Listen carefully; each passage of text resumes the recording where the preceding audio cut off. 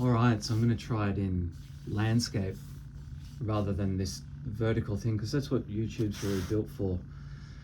This time I'm going to be talking about the shame-based personality, and this does come from trauma, and I believe it's a mistake that people label it as trauma because people are so wired to feel and experience trauma as these major events rather than your needs not being met. When we talk about trauma, it's this spectrum. You've got intense things happening, sexual abuse, physical abuse, and then it's a spectrum. So it goes like this, and then you've got things that are more minor that may not seem big, but they do have a big effect. And really, they're the things that lower people's self-esteem, they damage the way they see the world, and it's really a shame-based personality rather than labeling it as trauma. A lot of the time, a shame-based personality, I feel, is people's needs not getting met, and through that creates a low self-esteem. When your needs are met, you feel fulfilled, you feel full. When your needs are not met, you feel empty, and that means that your identity is lost. It doesn't feel great, it feels shameful. So I've written a few notes down here. So the role of the parents, and really everything stems from the childhood and your conditioning, because this is what frames you to see the world. It's what frames you to see yourself. And the way you see yourself is the way that you see the world. So the role of the parents, it's physical and it's emotional. It's physical in the sense that they're teaching you and looking after you. So looking after you, shelter over the head, food on the table, clean clothes. These are the things that are the very physical needs of a person. And what's very often left out are the emotional needs. So a parent and a child even thinks, oh, I've had a great childhood, you know, my parents did everything for me, they raised me in a house, they never physically abused me maybe, or sexually abused me, they put food over my head, but emotionally, they didn't know how to communicate. And I think this is what it really comes down to, is the emotional needs of the individual. So I've written a few notes here. Safety and protection is like such a big thing. So probably a good example of this is physically being protected by your parents. So the example of that would be someone tries to physically attack you, and your parents are there to defend you and stop them from physically harming you. So that's like one that's really obvious. Emotions are different. Emotional abuse and emotional attacks, protecting people from it, is way less obvious because it's actually non-physical, like it happens mentally and emotionally. So an example of that would be an older sibling or a parent or a relative saying something to a child that is pushing them down, that's not encouraging them, it's actually discouraging them. It's saying to them that they're a bad person, it's saying to them that they're an idiot, it's using words that are designed to push them down and make them feel small. So that's emotional abuse. And if a parent is doing that directly to a child, that's very harmful. If a relative is doing that to the child and the child sees no one protecting them, so if a grandparent or a relative or a family friend is teasing them about the shoes that they're wearing or the way that they dress or the way they put their hair, or just plain putting them down, and that child sees their parents not look after them and protect them and say, no, wait a minute, you can't speak to my child that way, that then tells the child that they are not worth protecting. And that creates a type of shame in that child, because the child feels that they are not good enough to be protected. That child feels that that behavior is okay, and their boundaries, where they thought they were, like my parents are here to protect me physically and emotionally, they thought they had great boundaries, but then all of a sudden someone's abusing them and they're being taught that that's okay by their caregivers, the people who are meant to be protecting them. All of a sudden that happens and their boundaries shrink. This is my normal. This is my normal. Oh, okay, that abuse is okay. That abuse is okay. Whereas a healthy boundary sits like this. As soon as someone comes in and is abusive, the role of the parent is to demonstrate how to handle that, so that when the child is older, they're able to do that for themselves. If the parent is not demonstrating to the child how they can protect themselves physically and emotionally, when they're younger, when they're older, they can't do it for themselves. So physically, a great thing for parents to teach their children are martial arts, are self-defense, so that physically, when they are older, if someone does go to attack them, they feel confident that they can physically defend themselves. Of course, you don't encourage fighting, but it's a confidence that an individual should have, because when they're going to get to high school, when they're going to get out in the world on their own and you're not around, they will need to physically defend themselves, perhaps at some point, particularly like young males. That's going to be very common. But even for females, like, it's so important that physically they feel, hey, if someone did attack me, I can do something to protect myself. So physical, like boxing, martial arts, Brazilian Jiu-Jitsu, a defense training that physically they can protect themselves. That's so important. Emotionally, it's different. Emotionally, first they need to see you do it for them, so they know how to handle it when they're older. So the way that looks is someone comes in, let's use the bully for example. Someone bullies the child and the parent says, you can't treat my child that way. That's unacceptable. Don't talk to my child that way. You can't talk to my child that way. That's abuse. If that happens again, there's going to be consequences. That's not to happen again. Here is the boundary. If you step over that again, we're either going to take this to the police, we're going to take this to other family members. This could get physical. If you're going to be emotionally abusing my child, that's not to happen. And you look them in the eye and you say, never again. And if they step over that boundary, so this is exactly how you teach a child, so that if and when a child starts to get emotionally manipulated, put down by others, they know how to stand their ground and tell that person no. And if that person receives it again, they can just walk away and go, well, that's an emotionally abusive situation. I don't need to be around that. I don't need to put up with that. I can walk away from it.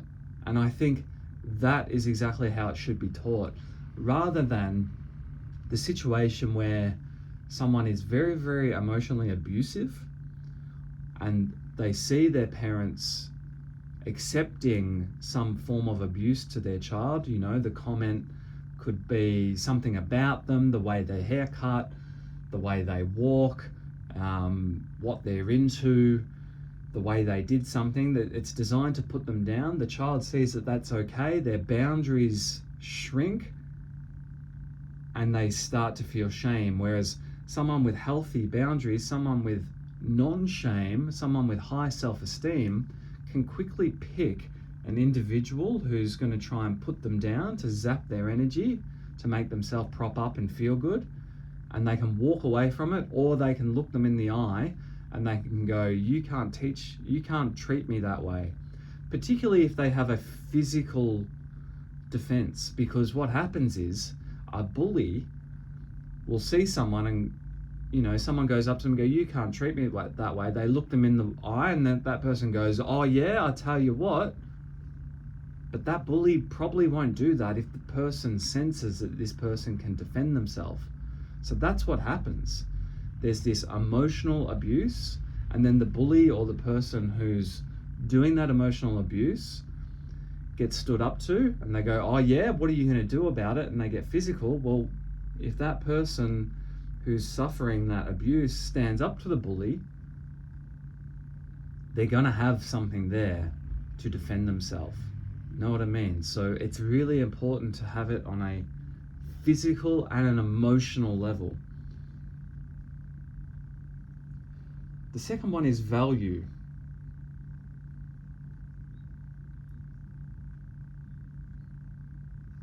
The job of the parent is to demonstrate to you how to find value in others, or how to find value in you so that you can find it in others. So again, like, the role of the parent is to live by example so that you can replicate that. And honestly, like, whether they live by example in a negative way or a positive way, you're going to replicate it.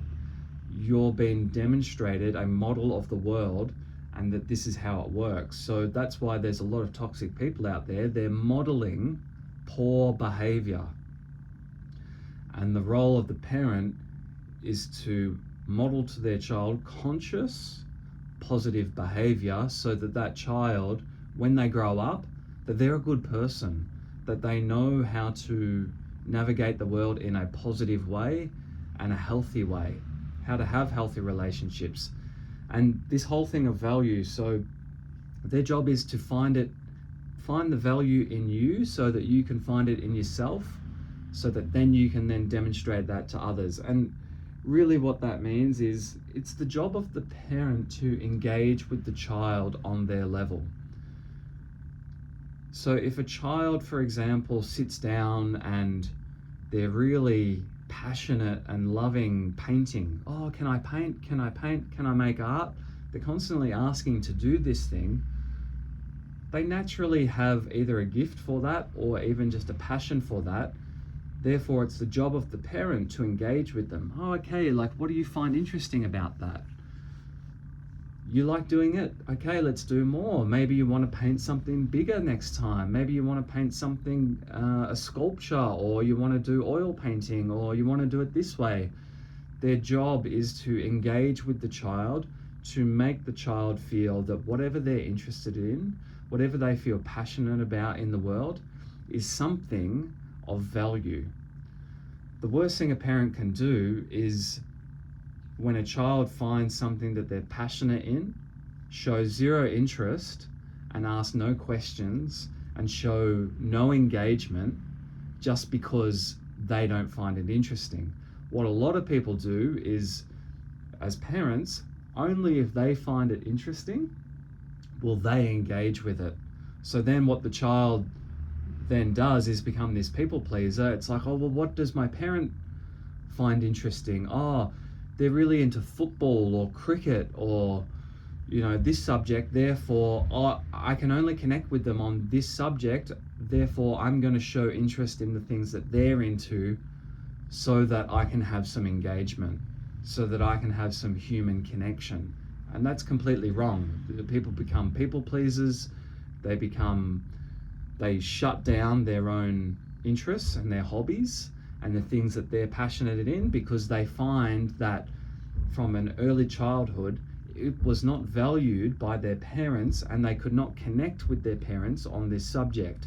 So again, like, the job of the parent is find what the child is passionate about, find what the child is interested in and engage with them. Where do you want to take this? Is this something that you just want to do for a while, or do you want to really pursue it? Maybe we could get you a coach or a teacher in this particular thing if you really love it, So that's really reflecting to them that what I'm into, what I find passionate, what I'm gravitating towards is valuable in the world, that other people will be interested in it. And the fact that you're interested as a child in this subject is valuable in itself. So it's really about mirroring back to the child and connecting with them on that level. So important, because if they can do that, then they feel that their gifts for the world, or the gifts that they want to show the world, and that what they want to pursue as a career, or how they present themselves, how they dress, whatever it is acceptable, is that it's valued, is that it's okay. Whereas the opposite does a shame thing. And with that shame goes, what I'm interested in is not important. My needs are not important. What I'm doing is not valued. And that's like, it's such a toxic thing for a person, because they never want to show themselves to the world properly. They never want to really pursue something and find value in it for the sake that that's something that they are gravitating towards, because when they're younger they didn't get it. And that's such a shame. Literally, it creates shame in people, that at some core level they are not good enough, because no one ever engaged in the thing that I am passionate about, that I love. Therefore I should just pursue the things that society or my parents want me to pursue, because that's the only thing that'll get me positive reinforcement or engagement. You see how this works? Communication. It's so important from the parent. We mirror communication from our parents. The biggest is eye contact. A parent who cannot engage with eye contact will teach a child how to communicate. So if a child is talking to a parent and that parent is not looking them in the eye, and they're constantly looking over here, and then they're only slightly looking in the eye, like eye gazing or eye contact, it actually induces a feeling of love and presence in people. They're like the windows to the soul. So if a child is constantly, if they're being talked to, and the parent is like looking away from them and not visually giving them eye contact, that's a model for how the child then communicates with other people, and it will actually stop them from being able to create deep, lasting connections with people. If you cannot look people in the eye, it's going to be really hard for you to form bonds and connections. And if someone growing up didn't give you that eye contact, you're going to feel awkward and weird when people look you in the eye, because you never had it when you're growing up. So it's like it's a foreign thing to look someone in the eye. But if you had it where you can look someone in the eye and you can gaze into their eyes and you can communicate with them from a young age, that feels normal to you. So it's so important that a parent is able to do that with a child. Body language. I mean, it's another really important one. The way that we express ourselves, the way that we're animated in our voice, in our eye contact, in our body language. Like, if your body language and your voice is very monotone, like if you're like, yes, how are you today? I think that you are great. And versus like the Italian, right? Hey, how are you? Well, good morning. How's everything? Their body's into it. Their vocal tone is varied. It's not monotone. It's animated. It's got enthusiasm and energy behind it. Where someone who's super still in their body, it's all like locked up and not expressive. It's about expression. Body language is really someone expressing themselves through a physical form. So like when I'm here moving my hands around, it's a way to help the voice actually communicate and the body communicate.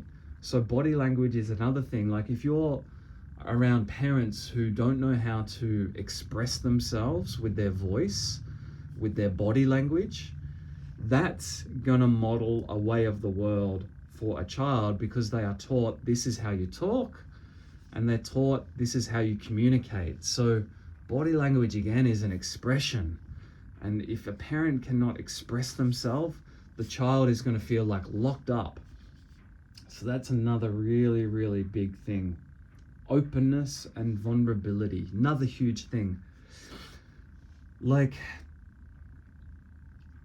an openness from a parent, how to explain it? You could use it in a social situation where people are learning how do you socialize and communicate.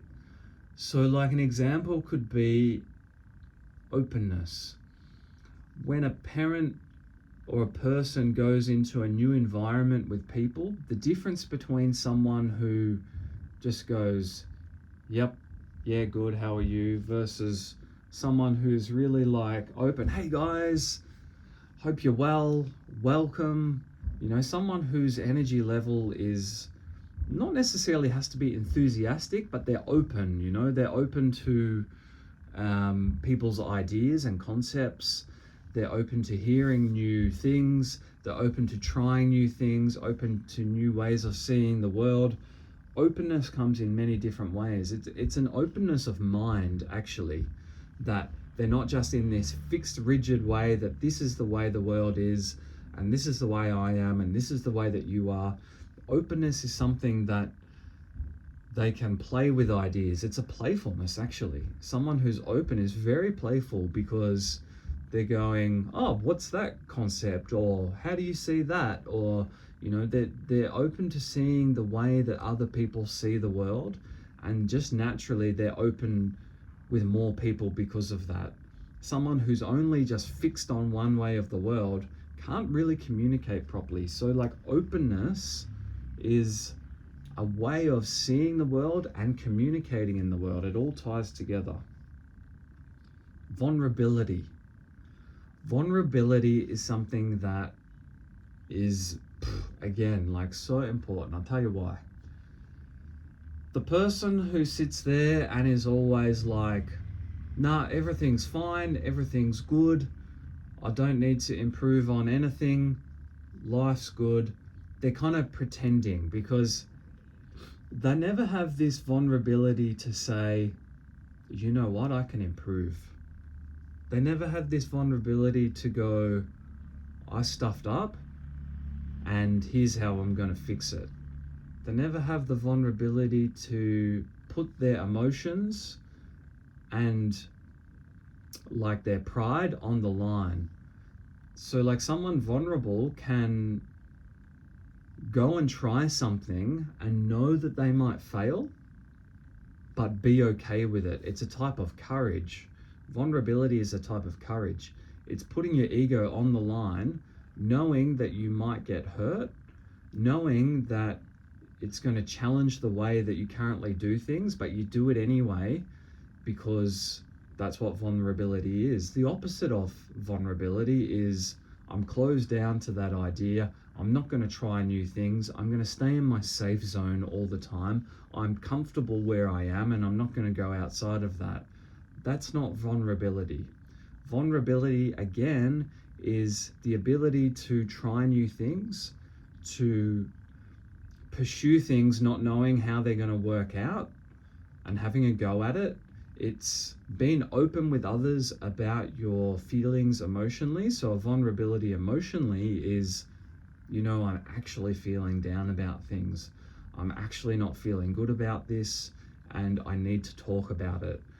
Being vulnerably emotional with people, for example, is a big thing. Otherwise, people just keep it all stored up, you know, like, oh, I need to talk to you about what happened in this time because honestly, like, I'm not feeling good about it. It's this openness to share with each other how you're feeling about a scenario, about life, about a relationship. It's having a go at things, knowing that you might get hurt, telling someone that you have feelings for them, or telling someone that you're proud of them, or telling someone that you really care about them is a vulnerability. It's putting yourself out there and showing someone your raw emotions. So showing vulnerability to people helps them open up. You know, you see someone talk about their anxiety and depression over here openly, and all of a sudden someone goes, you know what, I've felt that way for years. I've felt, you know. So vulnerability is a demonstration to a child or the people around you as an adult that it's okay to be open. It's okay to speak your truth. It's okay to try things and fail. That's vulnerability. The opposite of it is just closing off to everything. And that's where all this depression and anxiety comes in. People can't express themselves. So body language, openness, vulnerability, assertiveness. This one's interesting. How do we deal with conflict? The parent that punishes people and can't communicate openly is the parent that teaches a negative way to deal with conflict. Conflict is a part of life. It can happen. And a parent who condemns a child, a parent who pushes a child down, like physically hits them, yells at them, can't communicate with them properly, demonstrates to a child, this is how you deal with conflict. If someone does wrong by you, you yell at them, you shout at them, you get physical, you jump straight to aggression. This just teaches a child how to deal with conflict in the wrong way. In the wrong way entirely. As I said, a child will mirror the parent, positive or negative. So it's the job of the parent to teach that child how to deal with conflict. How to deal with conflict. Do not yell at the child. Do not push them down and condemn them. Create an open conversation with that person, because if you show them and demonstrate them a negative, aggressive way, they're gonna do that when they're older, and they're gonna ruin relationships in their workplace, in their personal relationships. Every single time their needs are not met, they're gonna jump to aggression. Every time their needs are not met and they can't communicate and they can't get it out, it all boils up inside aggression. That's why all of this stuff is so important. So the healthy way to communicate is to be able to go to someone and speak to them openly. And that's why this openness thing that you learn as a child, and if you haven't when you're a child, learning it when you're an adult is so important. Because if you can't master this skill or start to learn this skill of openness about how you feel about things, about your needs not being met, about the things that you want, it will come out in an aggressive manner. First of all, you'll internalize it and you'll get depressed and you'll feel like down. And then eventually it will boil over. It'll become too much and it will become this sort of aggressive thing that comes out in other ways. So communication, right? Like, if something pisses you off, if something is annoying you, and you've learnt that aggression is the way to handle that, you have to undo that. You have to learn that when it starts annoying you, that you have to take a pause and go, that person doesn't understand what I need. That person doesn't understand that my needs are not being met. And it's all about communicating to them that, hey, can I talk to you about something? Because, you know, when this happened, this is the way that I felt. And I'll be honest with you, like, I can talk to you calmly about this. I want to bring it to your attention. Can we have a conversation around it? That is completely different to, you fucked up again, you're an idiot, what are you doing? That's not good enough. Shit effort. Okay, so these are the things that people need to learn. And I think it's another video, because this is already 30 minutes of me talking about this somehow.